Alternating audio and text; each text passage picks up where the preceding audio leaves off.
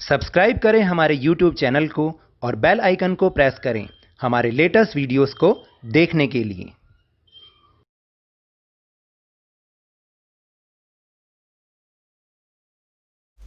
Hello and welcome to Lovnish sir की क्लास। आज की ये शिक्षा निदेशालय राष्ट्रीय राजधानी क्षेत्र दिल्ली की वर्कशीट नंबर 28 जो कि कक्षा छठी के विद्यार्थियों के लिए है। यह ली गई है विज्ञान विषय से और आज इसमें हम एक बार फिर से सजीव एवं उनका परिवेश पाठ को समझने का प्रयास करेंगे।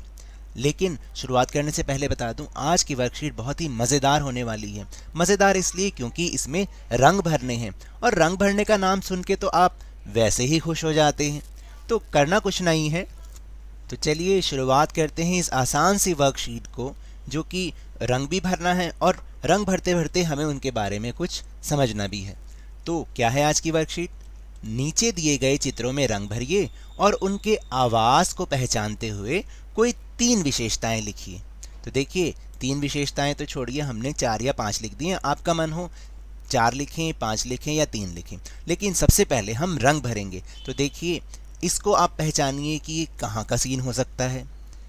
कैक्टस के पौधे हैं कांटे वाले, ये एक छिपकली भी है और ये ऊंट है। कहाँ का ये चित्र हो सकता है? जी हाँ, ये हो सकता है मरुस्थल यानी रेगिस्तान का।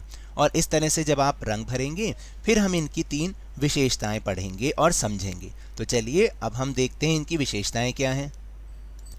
तो देखिए मरुस्थलीय आवास में रहने वाले जीव जंतुओं की क्या क्या विशेषताएं होती हैं। सबसे पहले तो ये बता दूं कि मरुस्थलीय आवास में शुष्क और अधिक तापमान वाले क्षेत्र आते हैं, जैसे कि रेगिस्तान। इनमें पाए जाने वाले जंतुओं की प्रजातियां भी कम ही होती हैं, ज़्यादा नहीं होती। इन आवासों में वही प्राणी जीवित रह सकते हैं जो अत्यधिक तापमान और जल की कमी को सहन कर सकते हैं। इस प्रकार के आवासों में रहने वाले अधिकांश जंतु भूमि में बिल बनाकर रहते हैं, जैसे कि छिपकली, सांप, जंगली चूहा, ऊंट आदि।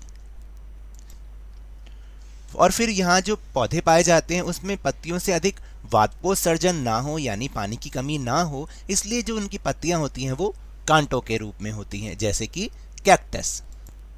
फिर ये चित्र, ये बताइए ये सीन कहाँ का हो सकता है? जी हाँ, ये सभी जानवर स्थलीय जानवर कहलाते हैं। कौन से जानवर? स्थलीय जानवर। और इसमें भी आप मज़ेदार तरीके से रंग भरते हुए इसको आप रंगीन बना दीजिए। पहाड़ों में इस तरीके का रंग कर सकते हैं, बादल हैं, हाथी है, जिराफ, शेर, बंदर और मगरमच्छ। और यहाँ पर जो पेड़ दिखा रखे हैं ध्यान दीजिएगा वो भी कैसे हैं, उनके बारे में भी हम लिख सकते हैं। इस तरीके से आप रंग भरेंगे। चलिए अब हम इनकी विशेषताएं देखते हैं, फिर हम समझेंगे स्थलीय आवास में रहने वाले जीव जंतुओं की विशेषताएं। देखिए स्थलीय जीवों के आवास वन होते हैं, घास होते हैं, घास के मैदान, पर्वत जैसा कि हमने चित्र में भी दिखाया, रेगिस्तान, बर्फीले ध्रुव आदि होते हैं। ये गैसीय ऑक्सीजन का प्रयोग करते हैं, यानी सांस लेने के लिए जो हवा में घुली ऑक्सीजन होती है उसका प्रयोग करते हैं। और इनमें श्वसन फेफड़ों के द्वारा होता है, जैसे कि फेफड़े होते हैं उनके द्वारा ये सांस लेते हैं। इनका शरीर विभिन्न आकार प्रकार का होता है, जैसा कि हमने चित्र में भी दिखाया। छोटे जानवर भी हैं, बड़े जानवर भी हैं। और यहाँ पर जो पेड़ होते हैं उनकी पत्तियाँ चौड़ी चौड़ी होती हैं। और फिर देखिए ये कहाँ का सीन है? ये तो कमल का फूल है और यहाँ पानी दिखा रखा है जिसमें मछलियाँ भी दिखा रखी हैं। तो आप इसको बहुत सुंदर सा रंगीन बनाएंगे, बहुत ही सुंदर कलर इसमें भर भर के। तो ये है जलीय आवास, यानी कमल भी एक जलीय पौधा है जो कि जल में पैदा होता है। मछलियाँ भी जल में रहती हैं। इसके अलावा बहुत सारे दूसरे जानवर हैं जो कि जल में रहते हैं। तो अब हम जलीय आवासों की विशेषताएं या जलीय आवास में रहने वाले जीव जंतुओं की विशेषताओं को समझेंगे। तो ये है जलीय आवास में रहने वाले जीव जंतुओं की विशेषताएं। देखिए जलीय जीवों के आवास नदी, तालाब, झील, झरना, समुद्र आदि होते हैं। और जलीय जीव प्राय जल में घुली हुई ऑक्सीजन का प्रयोग करते हैं।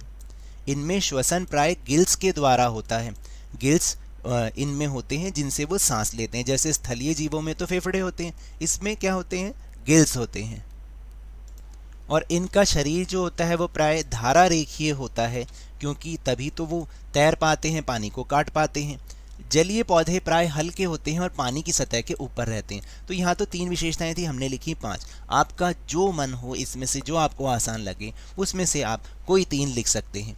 तो ये तो थी आज की वर्कशीट। अगर मेरे इस तरह समझाने से आपको थोड़ा सा भी समझ में आया हो तो इस चैनल को ज़्यादा से ज़्यादा सब्सक्राइब कीजिए, लाइक कीजिए और बहुत ज़्यादा शेयर भी कीजिए। और हाँ, मेरे साथ इसी तरह आसानी से वर्कशीट को समझते रहिए, लेकिन ध्यान और मन लगाकर पूरी मेहनत और लगन के साथ ऑनलाइन ही सही पढ़ते जरूर रहिए।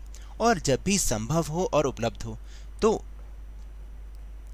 कोरोना का टीकाकरण जरूर करवाएं, क्योंकि कोरोना को हराना है और जिंदगी को एक बार फिर से सुहाना बनाना है। इसी उम्मीद के साथ धन्यवाद।